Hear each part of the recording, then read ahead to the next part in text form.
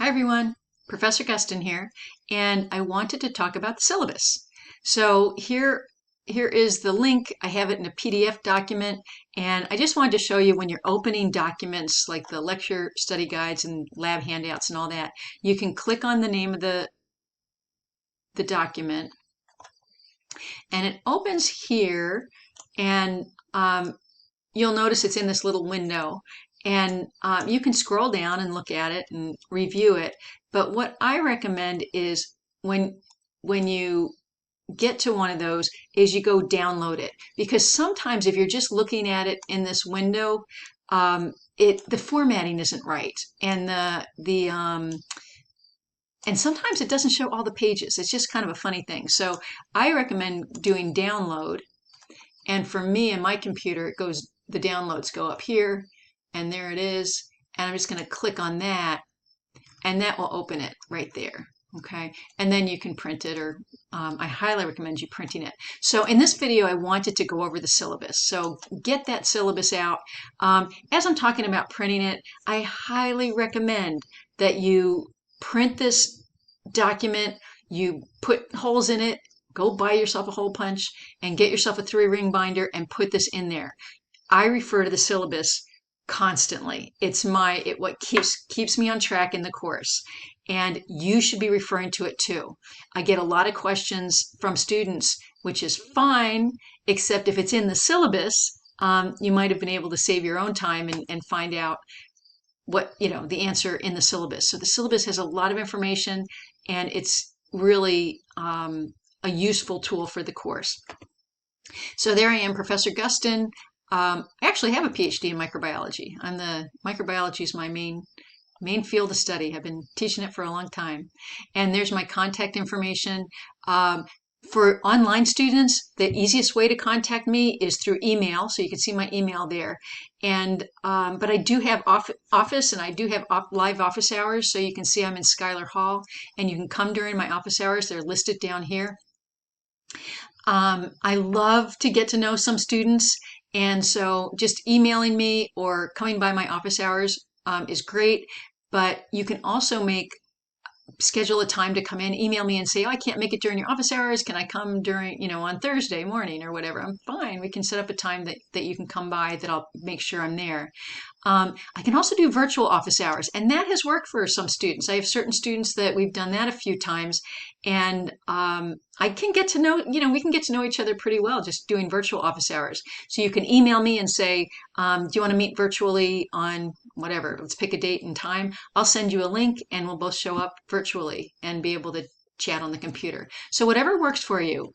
This course is run by a real person, me, and I'm paying attention to it, and getting to know you makes the course better for both of us, I think. So here we go. So I'll move myself over here. There's the course description, the learning outcomes. Here's some technical information, and some of this I mentioned in the introduction video. And everybody will need a computer with audiovisual camera. Chromebooks are not compatible with the Respondus proctoring software we use for exams in this course. If you use a Chromebook, you need to make arrangements for another device to use during exams and lab practicals. That being said, you can use your Chromebook for everything else, all the assignments and, looking things over and reading things and studying and all that. Here's the textbook information. We're going to be using an ebook with McGraw-Hill Connect. There we go, with McGraw-Hill Connect Access, and those links are in your Brightspace course. And here's a whole bunch of information about can you get tutoring and whatnot. So you can look over these different links and see if any of these help you. Talks about First Day Complete. How do you pay for your course materials? You can always talk to somebody in the Commons at the EAC Enrollment Advising Center about First Day Complete, or if you have a question about it, I can try to answer that question too. So if you're trying to figure out what makes more sense for you. There's some help resources with tutoring and all that. That being said, if you feel like you need some tutoring for the course, or you need to talk through concepts, talk to me first. That I'm glad to help people, understand things or go through things that are challenging or help you focus. let me know if you need any help, and I will definitely try to help you. So if you're having problems and you think you need a tutor, you might want to talk to me first. I just put a little note here about your CCC email address. All your email communications with all of your instructors at CCC should be through your CCC email address, not through your personal email. And so please use that. And I highly recommend that you at least go into your CCC email 3 times a week, because that's the only way that we can get in touch with you easily. Actually, I think I can go look up your phone number in Banner and give you a call. And you don't want me to do that. If I had, it would have to be a pretty big emergency for me to do that. So please, routine communications. I have some students say, well, I didn't know what was going on. Well, you didn't look at your email. I emailed everybody. Look at your CCC email and use that for communications. The course format, I put here like assignment due dates. I have at the end of this syllabus, I'm going to go all the way to the end. There's this class schedule, and it has all the assignments for the week and all the due dates and how many points they're worth. Okay. So the due dates are listed there. And it says each week is organized in a Brightspace module, and you'll see that on Brightspace, that I think I pointed out in the previous video, that each week all the materials are posted in there, and it has the due dates here that we have weeks 1 through 7.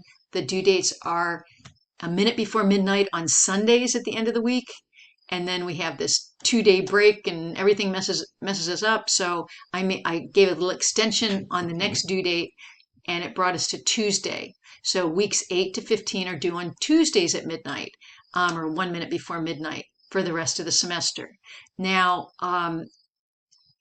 what I would do if I were you is I would just try to get everything done by Sunday every time. And then the second half of the semester, you've got a couple days of just in case you get a little late. But anyway, everything's due by that due date. You can do everything on Monday if you want and be done for the rest of the week. So whatever it is, but try not to wait to the last minute. Learning takes time. If you try to do everything over one day, or you might find that you're not retaining information very well. If you miss exams, quizzes, or lab assignments, whatever, everything we have, the late assignments will be accepted for up to a week after the due date, but you can only earn 50% of the points. We have these things called lecture assignments, and you do the lecture assignment, you get 100%. Well, if the lecture assignment's worth 10 points and it's late and you did it, you can only get 5 points. So, and that's okay if you miss a couple assignments or a couple of them are late, because there's a lot of assignments in this course. But if that happens to be a chronic thing, you're going to find it's going to impact your grade. So definitely try to get things done on time. And I go back and I correct the grades. I look at see who's gotten in late, and I change the grades to make them reflect. It's just there to keep you on track, because I find one of the biggest things in an online class is students get behind, and it impacts their grade. And they end up not being able to finish the material. So they've done all this work, but they can't get everything done, and they end up getting an F in the class. That is the most common reason for poor grades in an online class, and actually even a live class, is not showing up. So make a schedule, stick to your schedule, and stick by the due dates for the course. If you're having a big problem, that you're having a due date problem, talk to me individually, and we can talk about talk about the issues and how that can be resolved. The lecture study guides, there's one posted in each module, and that's just an outline of what you need to accomplish for the week in lecture. And you're going to accomplish that by reading the ebook and by looking at the lecture videos. So I have lecture videos posted in each module. That lecture study guide is going to be your main source to study for the lecture exams. So we'll look at that when we get to a future video. Each week you'll have a lecture assignment, and these are taken right from the book. These are McGraw-Hill Connect assignments, and it's something that's called adaptive learning. So here you've done your lecture study guide, you filled it out by watching videos and reading the book, and then you go review that material. Then you go take your lecture assignment. And it's a quiz, and it gives you these multiple choice questions. And if you get the multiple choice question correct, it goes on to the next question. If you get it incorrect, it kind of adds a few more questions on.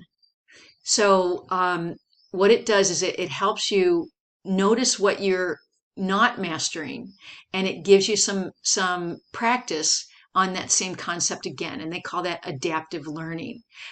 So let's say you did the study guide and you know it really well, and you take the lecture assignment and you get everything right. You'll get through it pretty fast. But if you keep getting things wrong, it'll take longer because they keep adding more questions on. The cool thing about this adaptive learning is they don't just keep asking you questions and punishing you for it. They give you the option, is you can always have the option to go back into the book. So there'll be a link that says reading, where you can go back in the book and read about that topic. It will bring you right to the topic where that question was taken from. And you can read about that topic in the book and go back and answer more questions. So you can go back and forth between the ebook and the quiz. And you can stop this quiz or this lecture assignment at any time, and it will just stop you where you are. It doesn't, you don't have to start over. So doing these adaptive learning assignments can really help reinforce the information you're learning from the study guide. And the best way to understand that is just to go do it. So there is one during week 1. Each module will also have a lab handout, and the lab handout will tell you what virtual labs you're going to be doing. And there's a lot of times videos to watch and things to fill out. And so each week you'll get a lab grade. And so the lab grade is going to be connected to those virtual labs. If you do the virtual labs, you get full credit. Okay. So there'll be points for each virtual lab each week. And then most weeks, not all, but most weeks, there's also a lab quiz. And the lab quiz will just be other information that was on the lab handout. And you can use your lab handout to take that lab quiz. So it's kind of my way to say, did you fill out the lab handout? Were you paying attention? Okay, so you'll get grades for each of those. You'll get grades for your lab activities each week. Also on the syllabus, you'll see a list of proctored exams. So we have lecture exams and lab practicals that will be using Respondus. And I mentioned that in the introductory video. I will give you more information about Respondus, and I'll give you practice on it before we take our first exam. So hang in there with that, but just be aware, remember, Chromebooks do not work with Respondus. If you're going to take an exam in this course, which you must if you want to pass, you cannot use a Chromebook for the proctored exams. Here's just some ideas to help you stay organized and what you would do if you want to withdraw from the class by the end of week 9. And so read all that over. And here we go. Here's the list of all the assignments that you'll have, or all the grades for the week. And you can put in the points right here. I also tally up these points for they're on Brightspace in the grade sheet. There's how I assign grades for the course. And here's the course schedule, or I put class schedule, course schedule. The LA are those adaptive learning lecture assignments. The VL are the virtual labs. These are the McGraw-Hill Connect assignments. And then there's also lab quizzes. I have them listed here. Notice this week here, there's no lab quiz. There's just virtual labs and a lecture assignment. And so, oh, I did this one differently. Oh, okay. Anyway, there's just virtual labs and a lecture assignment. This one, LA, means lab assignment in this case. So there's one of those adaptive learning things for lab too.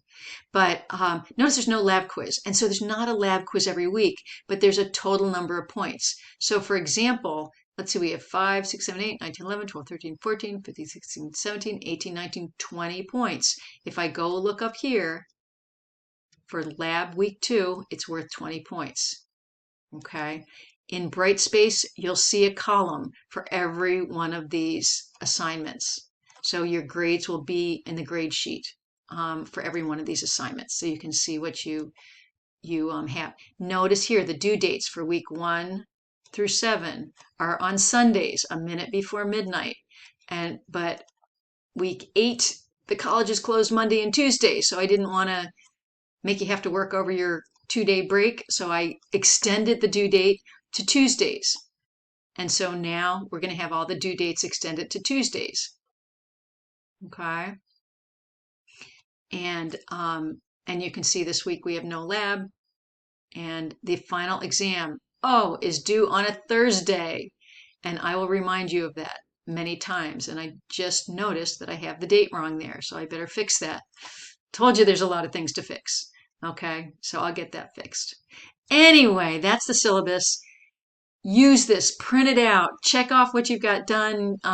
This is really will ground you. So keep this, it's an important document, and go to the week 1 materials and get started.